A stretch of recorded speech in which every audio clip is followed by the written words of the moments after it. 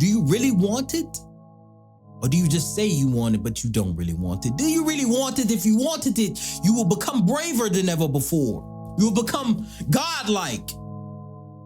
But it seems like nobody wants to take the stairway of vigilance up to the path of power, up to the palace, and enter in. Stop trying to stay motivated. This is why you fail. Motivation in and of itself is not real. Motivation is a feeling, and feelings come and go. Now, if feelings come and go, that means motivation can disappear the second you don't feel motivated, the second you don't feel good, right? So I see this problem happen often. I see these people walking around through earth like peasants, waiting to feel good, not knowing that every day you won't feel good. But many people forget that discipline stems from the brain. So they forget that discipline is an effect and the brain is the cause. The thoughts are the cause. So if we want to change discipline, how do we change it? From the cause, right? If discipline is an effect and people say discipline is hard, well, it just shows that their mind is undisciplined. But that's the reason why my methods are so solid. Because I understand that if motivation is based off feelings, where does feelings come from? The mind. So if motivation can leave at any given moment, the best thing a man can do is what? Control his mind. If he can control his mind, he can control his moods. He can control his feelings. So when these people try and be motivated, here's what they do. They scroll to different video after different video, scrolling TikTok, just searching.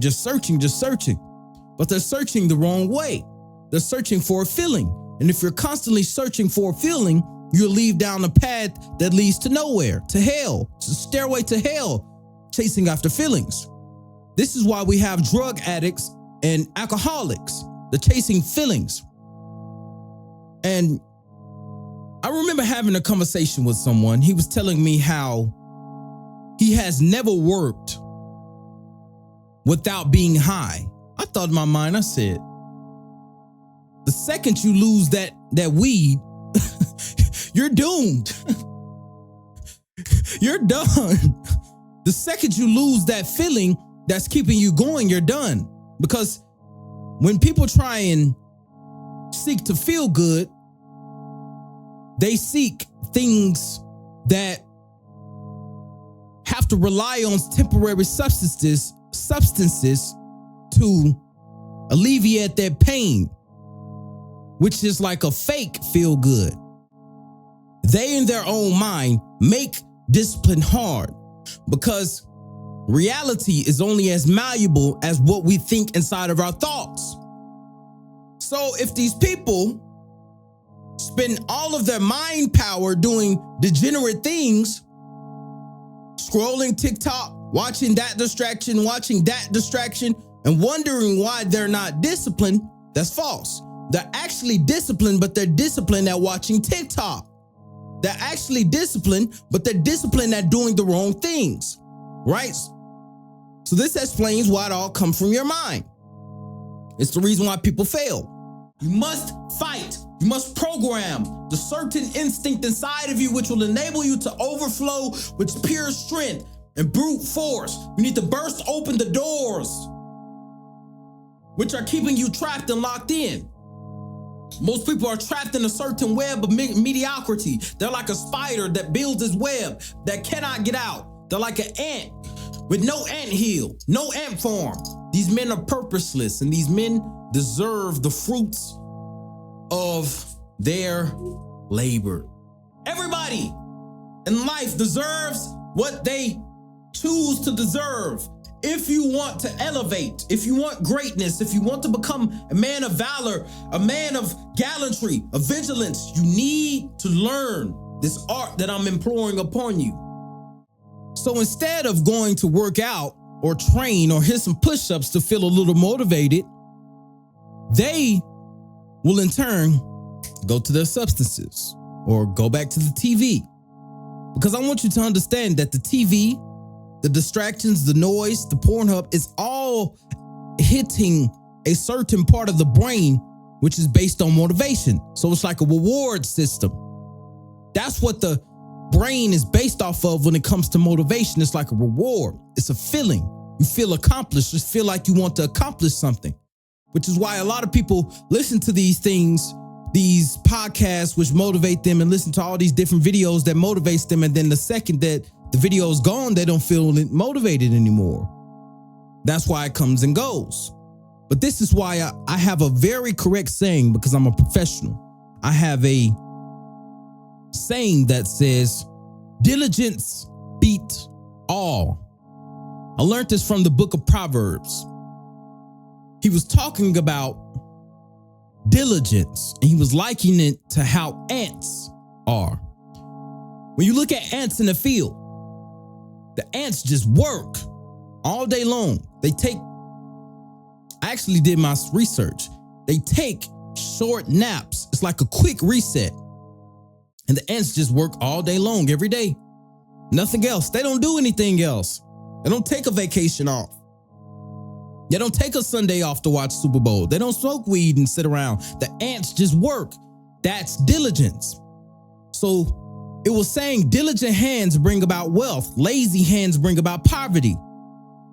Diligence beats all. Now, people will try and liken discipline and diligence together, but I would argue that diligence beats discipline. You need to fly. You need to fly higher above the mediocrity. There is a certain treasure that exists if you can understand. This treasure will bring about opulence and beauty. Everybody knows that. I keep saying it over and over, but nobody truly wants to understand. Nobody truly wants to go within. They rather stay scrupulous and philippendulous. They rather stay and loathe in their own murky juices. So I want you to truly think inside of your mind the splendor of which is possible if you can just understand the dazzle it takes to fly so high above the ponds. And maybe finally you can look down above the rivers and see the oceans and see all of the magnitudinous waves of the possibilities of which is possible if you could just truly understand. You can be disciplined sometimes. Discipline is you can be disciplined at being undisciplined. Do you understand?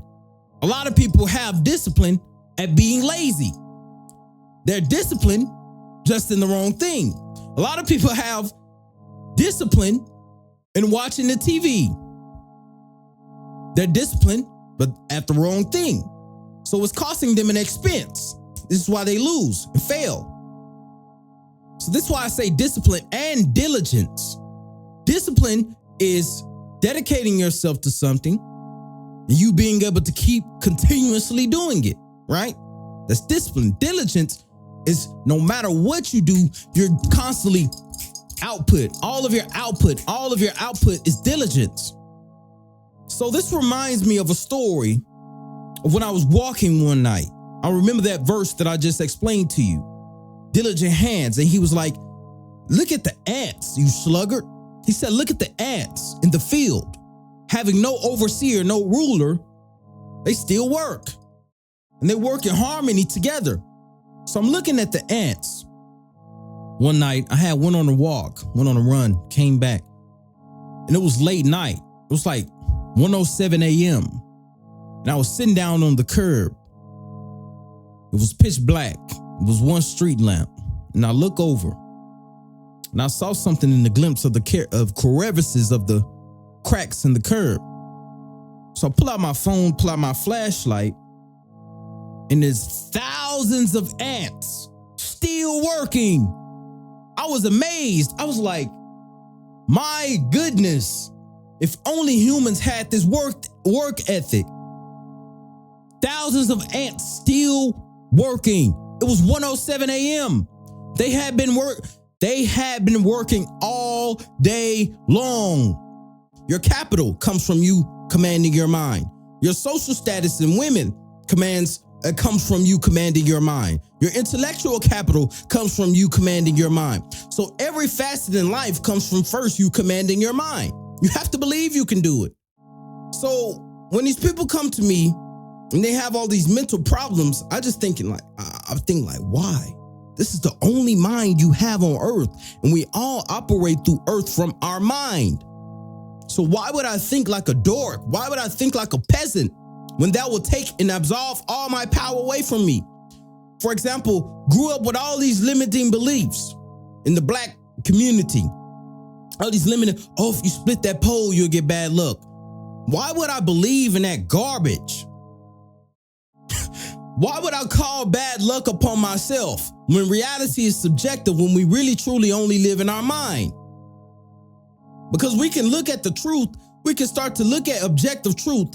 Let's say, for example, as I just explained earlier, when bad situations happen, cars messed up, things like that happen. Let's say it rained outside.